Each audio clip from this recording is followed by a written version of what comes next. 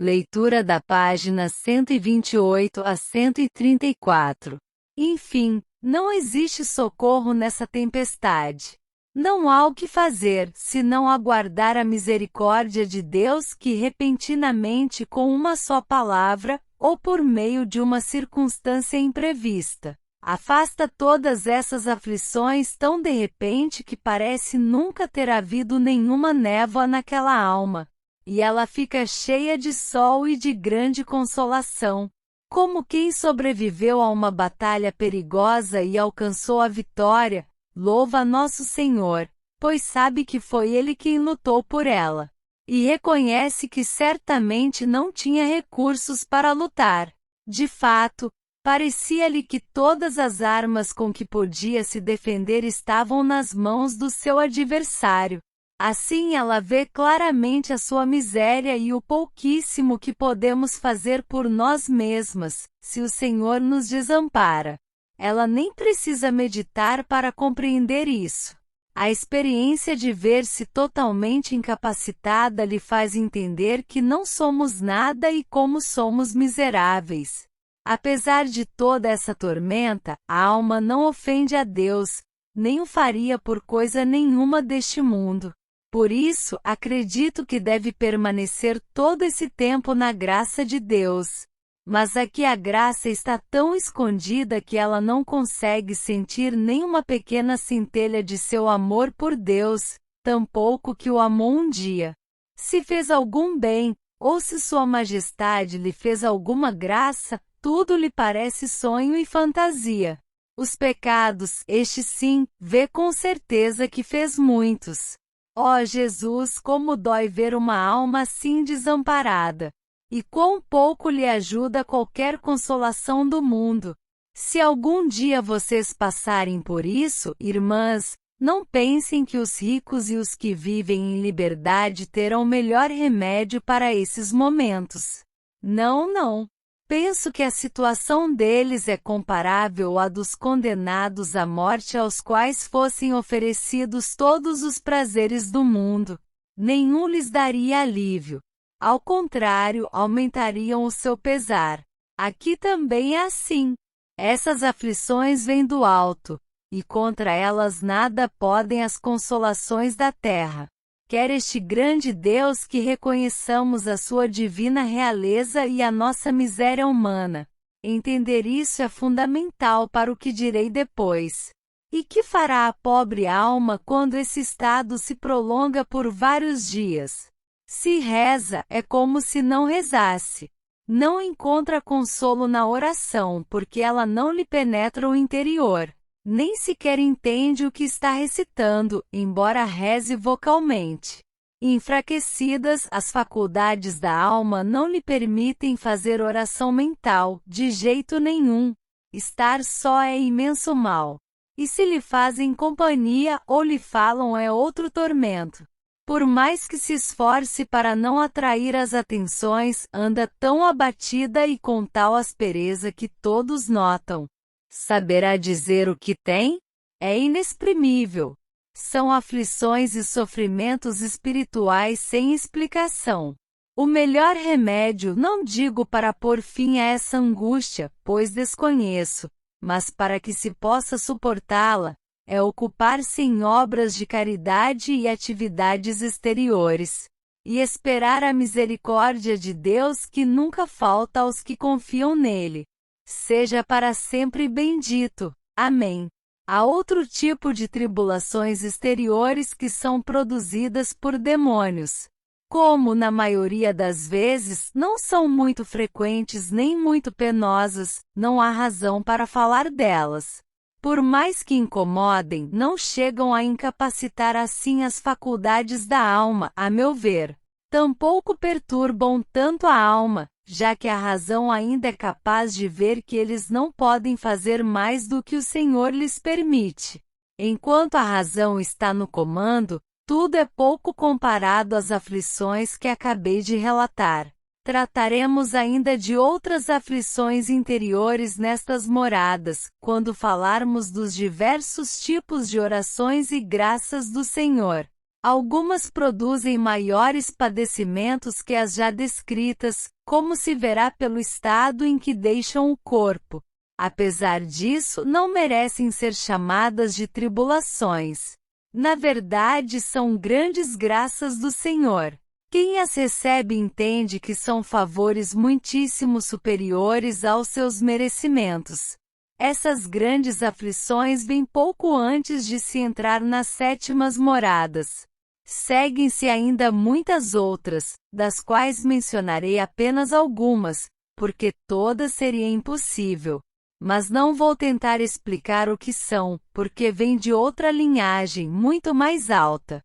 Se não pude dizer muito das de casta mais baixa, menos ainda poderei dessas outras.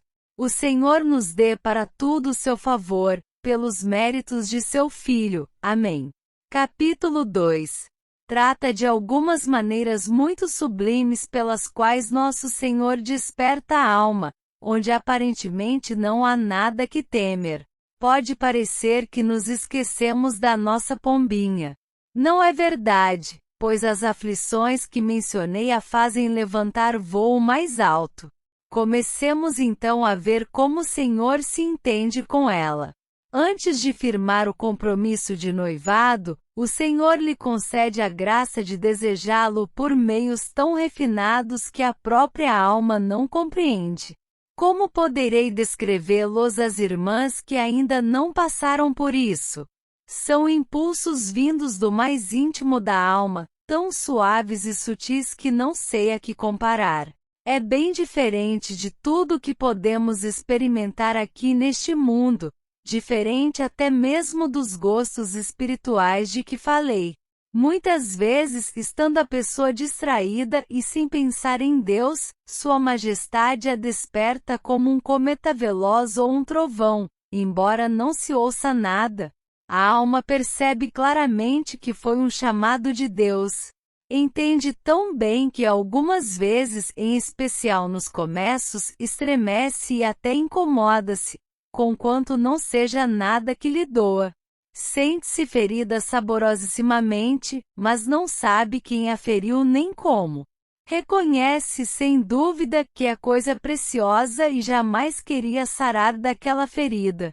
Não pode fazer nada além de queixar-se amorosamente a seu amado, mesmo que seja só com palavras exteriores. Percebe então que ele está presente, mas não quer se mostrar para deixar-se gozar. É grande aflição, ainda que saborosa e doce.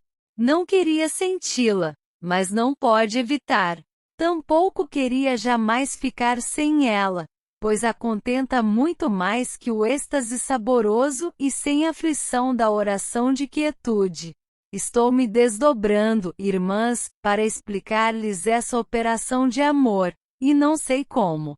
Parece contraditório dizer que o Senhor está muito próximo da alma, e ao mesmo tempo chama-a, como se estivesse longe dela, com um aceno tão evidente que não deixa dúvida e com um silvo tão penetrante que é impossível não ouvir e compreender.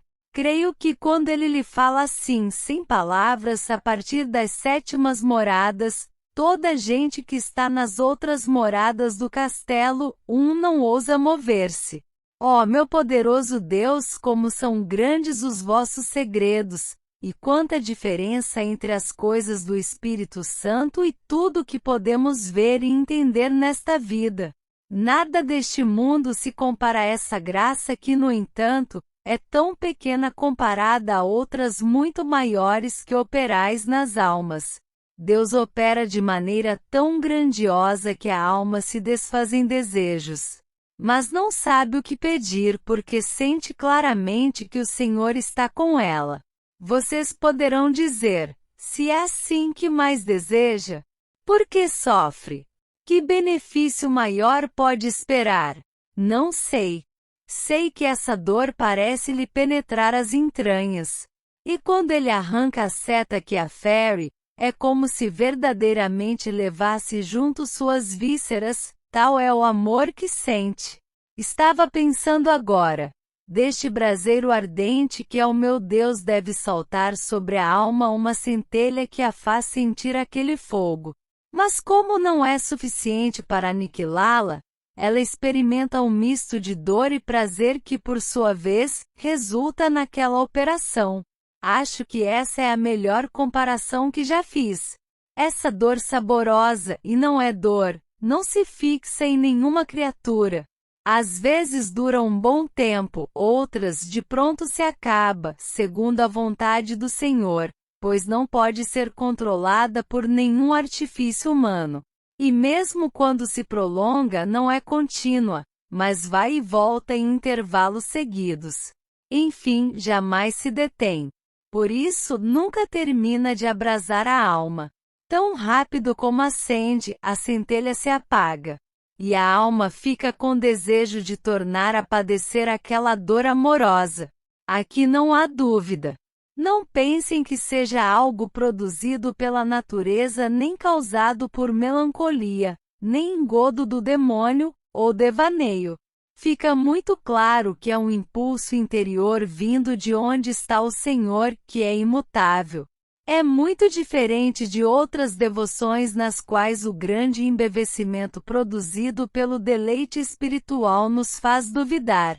Não há embevecimento dos sentidos e das faculdades da alma que observam perplexos, e, a meu ver, sem poder estorvar, aumentar e muito menos impedir aquela aflição prazerosa.